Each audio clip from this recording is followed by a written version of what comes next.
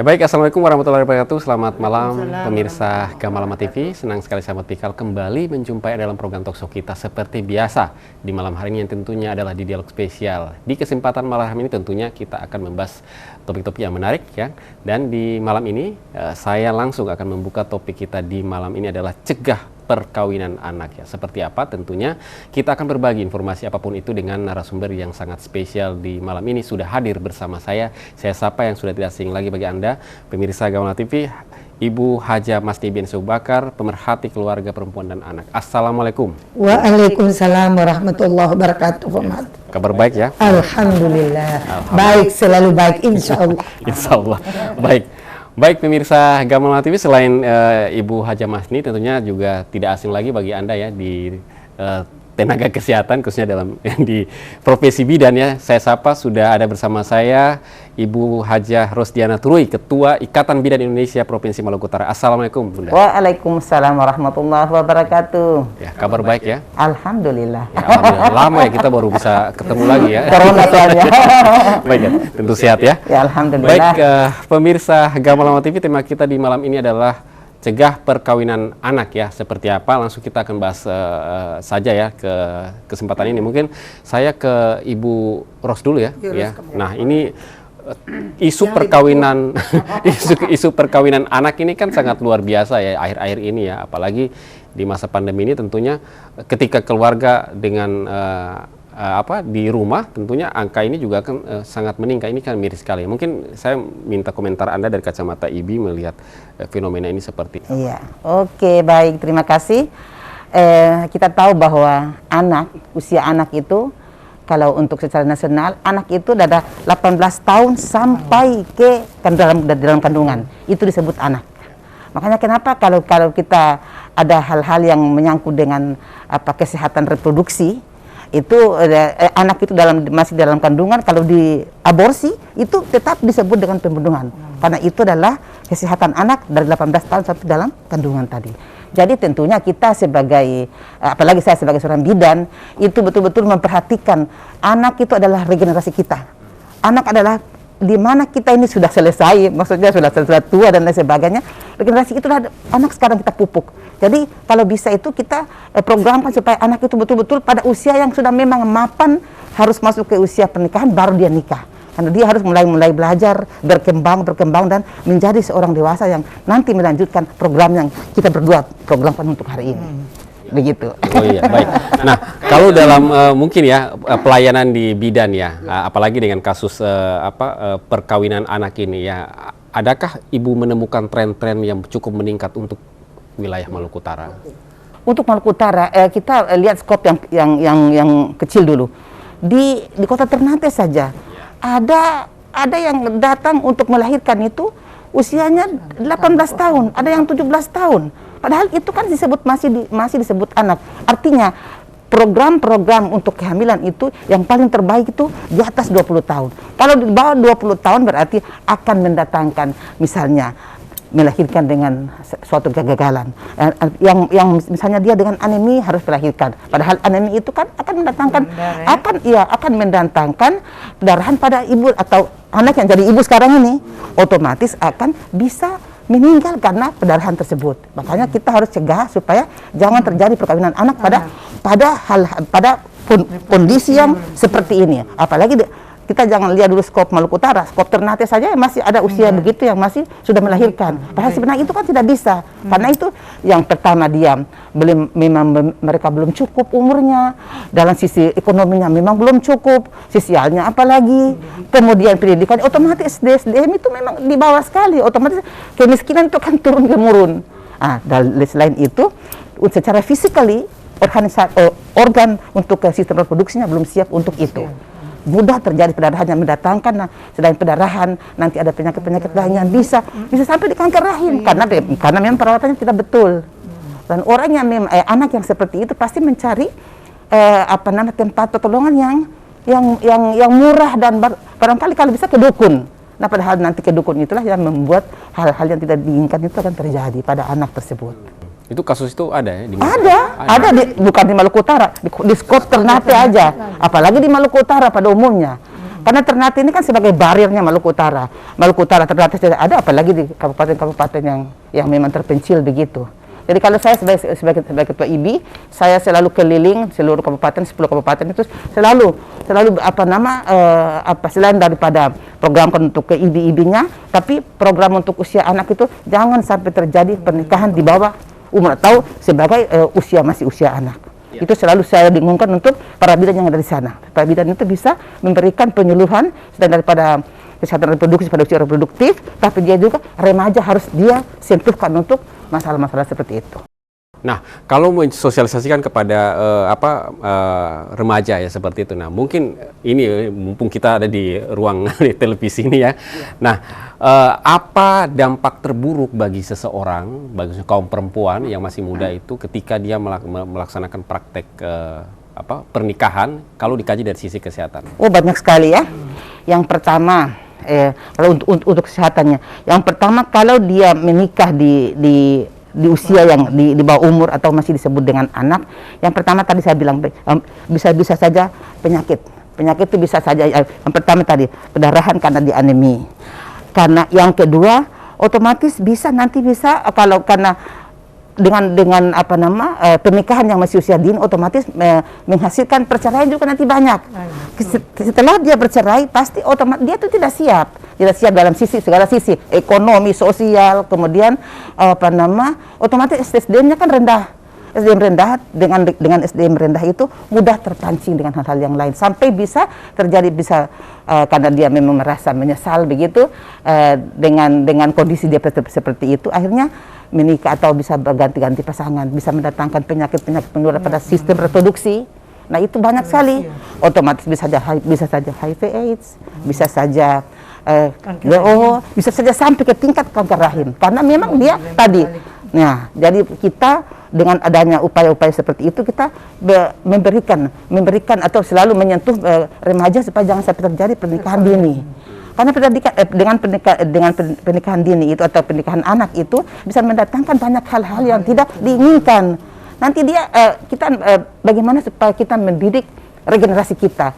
Kalau dia sendiri sebagai seorang ibu, padahal dia masih anak ini, dia sudah menjadi ibu, otomatis dia tidak bisa mendidik anak-anaknya karena dengan tadi keterbatasan tadi ekonominya, sosialnya, pendidikannya tidak mapan, otomatis dia miskin, menurunkan lagi generasi yang nanti miskin juga. Akhirnya kita tidak mau apa yang kita bisa dengan semboyan sekarang Indonesia tumbuh dan juga kalau bisa Indonesia maju. Bagaimana kita bisa maju dan bisa tangguh dan bisa tumbuh sementara kita punya generasi seperti itu. Jadi kalau bisa kita di Kota Ternate sampai di tingkat provinsi Maluku Utara bisa mencegah ya. Jadi kita berdua ini bisa bicara di sini, tapi juga kita harus ke bawah lagi. Saya sebagai seorang bidan otomatis dengan para ketua-ketua IBI yang ada di bawah. Dan itu nanti didengungkan lagi kepada remaja yang ada di kabupaten kota di seluruh di provinsi Maluku Utara ini. Ya, baik luar biasa. Nah, kita kalau dari cerita Ibu Ros ini kan memang tidak ada bagus-bagusnya ya dari seorang yang mempraktekkan pernikahan atau sudah melaksanakan pernikahan dini. Toh angka ini dia kan meningkat nih kenyataannya. Nah, apa yang menjawabkan itu? Saya minta komentar dari Ibu Masni. Iya, terima kasih. Assalamualaikum warahmatullahi wabarakatuh. Pemat dan teman-teman Gamalama TV yang saya hormati, pemirsa Gamalama TV dimanapun berada. Alhamdulillahirrabbilalamin, wabihi nasta'in ala umuri dunya waddin, wassalatu wassalamu ala ashrafil anbiya wal mursalin, wa ala alihi wa sahbihi ajmain, amma ba'du. Sesuai judulnya pada malam ini yaitu cegah perkawinan anak. Saya ingin melihat dari undang-undang dulu ya. Kalau kita tahu bahwa Undang-Undang Perkawinan, Undang-Undang Nomor 1 Tahun 1974, ya, usia perkawinan untuk perempuan itu 16 tahun dan laki-laki 19 tahun batas, ya. Tetapi dengan diperbaharui dengan Undang-Undang Nomor 16 Tahun 2019, usia perkawinannya sudah sama. Jadi 19 untuk perempuan dan 19 untuk laki-laki. Kenapa demikian? Karena banyak untuk mencegah terjadinya perkawinan anak, sehingga pemerintah mengeluarkan Undang-Undang Nomor 16 tadi tahun 2019 untuk mencegah. Jadi kita bilang ini cegah, ini cepak di kalau istilah Kementerian Pemberdayaan Perempuan yaitu cepak ya, yaitu cegah perkawinan anak. Nah, jadi kaitkan dengan itu saya ingin juga sampaikan bahwa karena akibat perkawinan dini tadi sudah dijelaskan banyak oleh Ibu Ros ya, bahwa dari segi kesehatan bisa penyakit ya, anemia, kurang darah dan lain-lain waktu melahirkan tuh bisa juga membahayakan dan bisa juga sampai kematian ya Ibu Ros. Terus karena perkawinan masih muda belum cukup umur, banyak terjadi, bisa juga terjadi kekerasan dalam rumah tangga. Akibatnya Undang-Undang 23 2004 juga bisa berlaku. Karena kenapa? Karena dua-dua belum paham ekonominya. Sehingga suami mungkin tidak bekerja karena putus sekolah, masa depannya juga terputus dan lain-lain. Akhirnya selalu bertengkar dan timbul mungkin suami marah pukul, bisa terjadi KDRT. Nah, tapi saya ingin sampaikan bahwa Rasulullah SAW menyatakan bahwa an-nikahi sunnati, nikah itu sunatku, ya, perkawinan itu sunatku. Bagi siapa yang mengikuti anjuranku berarti dia adalah golonganku, dan kalau seseorang yang tidak mengikuti berarti dia bukan menjadi golonganku. Itu Rasulullah dalam hadisnya ya. Dan kita kaitkan hak-hak kita sebagai orang tua untuk anak. Ada 5, salah satunya termasuk perkawinan. Yang pertama, memberi nama yang baik ya. Yang nama, karena nama itu juga doa. Nama kalau bisa, kita umat Islam kan, orang Islam cari nama-nama yang ada di Al-Quran, yang memberikan kesejukan. Karena nama ini juga bisa mempengaruhi tingkah laku anak itu ke depan. Yang nama. Kedua, pendidikannya harus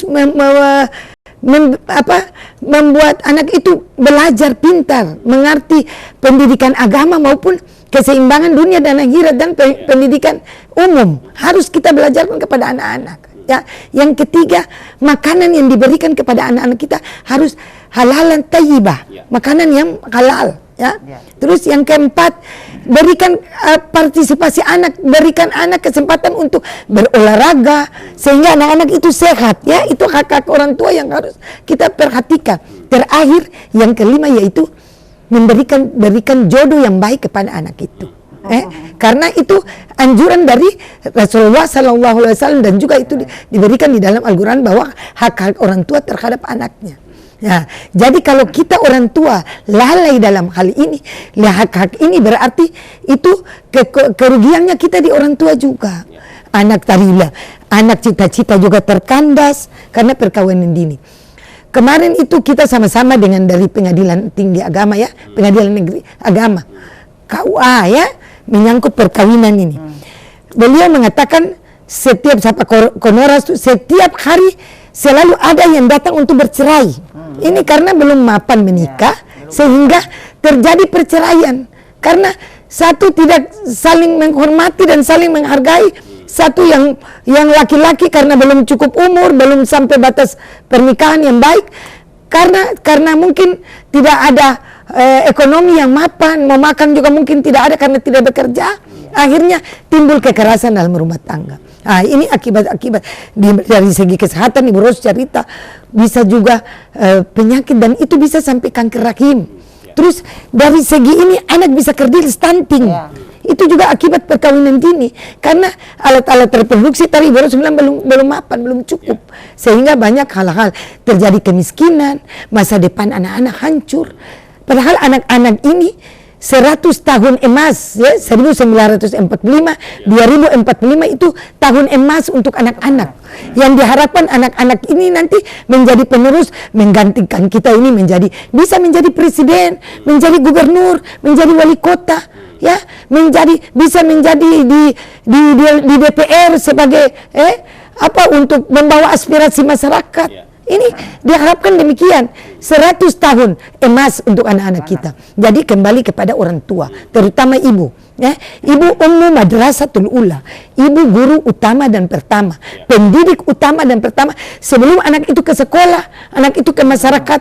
Ya, apalagi di masa pandemi ini, yang kebanyakan anak-anak di rumah yang mesti belajar. Ini mungkin baru mau tatap muka, tetapi selama ini kan, selama pandemi kan online ya, virtual. Anak-anak kan mungkin kemampuannya belum, dan juga orang tua pun kemampuan juga belum, kadang belum mapan, dan ini mesti harus kesabaran dari orang tua, guru sebagai pelaksana pendidik yang harus punya tanggung jawab untuk masa depan anak-anak ini, sehingga anak-anak ini tadi saya bilang 100 tahun ke depan, tahun emas Indonesia, anak-anak ini menjadi anak-anak harapan bangsa, harapan umat, harapan negara, harapan terutama harapan mulai dari keluarga, orang tua, guru, dan daerah masing-masing, Provinsi Maluku Utara dan Negara Kesatuan Republik Indonesia. Mungkin itu pertama, terima kasih. Baik.